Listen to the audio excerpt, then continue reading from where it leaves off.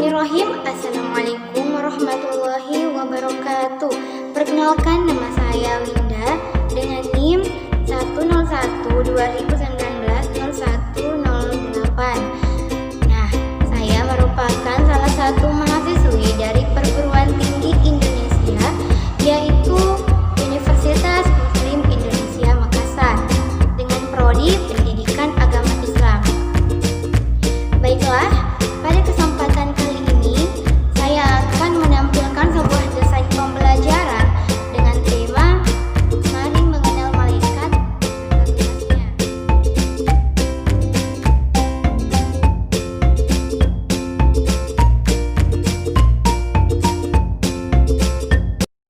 Sebelum saya melangkah ke pembahasan, yaitu mengenal malaikat beserta tugasnya, terlebih dahulu saya akan membahas siapa sih itu malaikat.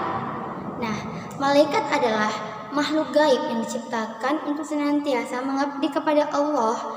Kemudian, makhluk yang tidak pernah berbuat maksiat serta selalu mengerjakan apa yang ditugaskan, serta tidak angkuh dan tidak pernah lelah bertasbih kepadanya.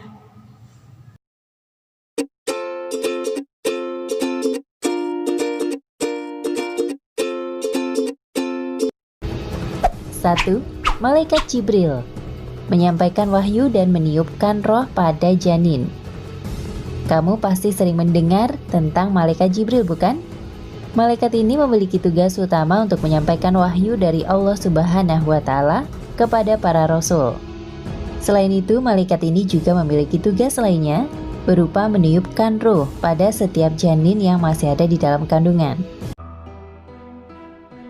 2. Malaikat Mikail. Tugasnya memberikan rejeki pada makhluk di dunia. Malaikat selanjutnya adalah Malaikat Mikail. Tugas utama dari Malaikat Mikail adalah memberikan rejeki kepada seluruh makhluk hidup yang ada di bumi. Selain membagikan rejeki, Malaikat Mikail juga mempunyai tugas untuk mengatur hujan, angin, dan juga tanaman. Semua kendalinya ada di tangan Malaikat Mikail atas izin Allah Subhanahu wa Ta'ala.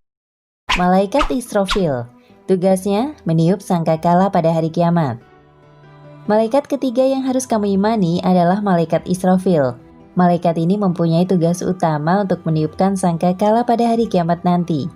Sangkakala sendiri adalah sejenis terompet, di mana saat Allah menyuruh Malaikat Israfil meniup sangkakalanya ketika hari kiamat tiba, maka seluruh makhluk hidup bernyawa di dunia akan mati.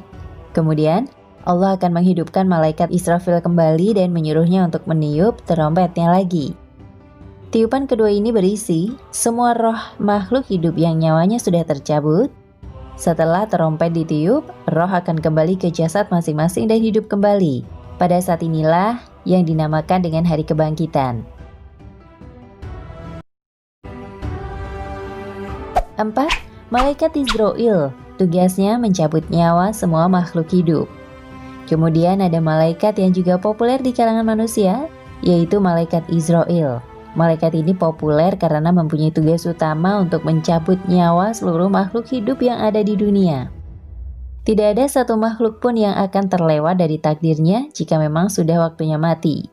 Maka Malaikat Israil akan mendatangi makhluk tersebut dan mencabut nyawanya. 5. Malaikat Mungkar, tugasnya menanyai orang di dalam kubur. Selanjutnya adalah Malaikat Mungkar. Jangan pernah berpikir bahwa kehidupanmu akan berakhir begitu saja setelah meninggal dan dikubur. Kamu masih harus menghadapi Malaikat Mungkar yang akan menanyai perihal keimananmu. Malaikat Mungkar ini hanya akan mendatangi seseorang yang selalu berbuat keburukan selama hidupnya. 6. Malaikat Nakir, tugasnya menanyai orang yang sudah dikubur. Malaikat Nakir memiliki tugas yang serupa dengan Malaikat Mungkar. Bedanya, ia hanya mendatangi orang yang berbuat baik selama hidupnya. Ia juga memiliki wujud yang lebih indah untuk dipandang. Orang-orang yang didatangi oleh Malaikat Nakir ini akan masuk ke dalam surga. 7. Malaikat Raqib, tugasnya mencatat amal baik manusia semasa hidupnya. Berikut adalah malaikat raqib yang mempunyai tugas utama untuk mencatat amalan kebaikan pada manusia selama hidupnya. Ingatlah bahwa semua perbuatan di hidupmu akan dicatat oleh malaikat dan mendapatkan balasannya kelak. 8. Malaikat atid. Tugasnya mencatat amal buruk manusia. Berkebalikan dengan malaikat raqib, malaikat atid ini mempunyai tugas untuk mencatat amal buruk manusia. Ingatlah juga bahwa Allah Subhanahu wa Ta'ala selalu melihatmu dan mengetahui apapun yang kamu perbuat. Jangan sampai kamu menjalani kehidupanmu dengan penuh perbuatan buruk. 9. Malaikat Malik. Tugasnya menjaga pintu neraka. Neraka adalah tempat bagi orang-orang yang dalam hidupnya selalu berbuat buruk dan tidak beriman kepada Allah Subhanahu wa Ta'ala.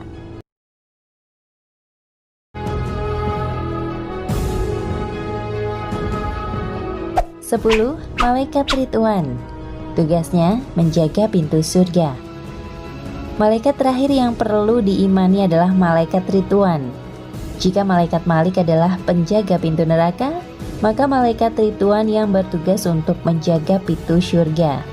Hal ini juga sesuai dengan surat Al-Baqarah ayat 25 yang berbunyi, "Dan sampaikanlah berita gembira kepada mereka yang beriman dan berbuat baik, bahwa bagi mereka disediakan surga-surga yang mengalir sungai-sungai di dalamnya.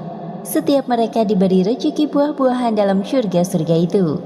Mereka mengatakan, inilah yang pernah diberikan kepada kami dahulu. Mereka diberi buah-buahan yang serupa, dan untuk mereka di dalamnya ada istri-istri yang suci, dan mereka kekal di dalamnya." Setelah kita mengetahui nama-nama malaikat beserta tugasnya, perlu juga kita ketahui bahwa hikmah beriman kepada malaikat itu diantaranya yang pertama adalah meningkatkan iman kepada Allah Subhanahu wa Ta'ala, membentuk jiwa seseorang muslim yang benar-benar bertakwa kepada Allah Subhanahu wa Ta'ala. Yang ketiga, mendidik manusia agar patuh terhadap aturan Allah Subhanahu wa Ta'ala. Yang keempat, mendorong manusia untuk selalu meningkatkan amal baik.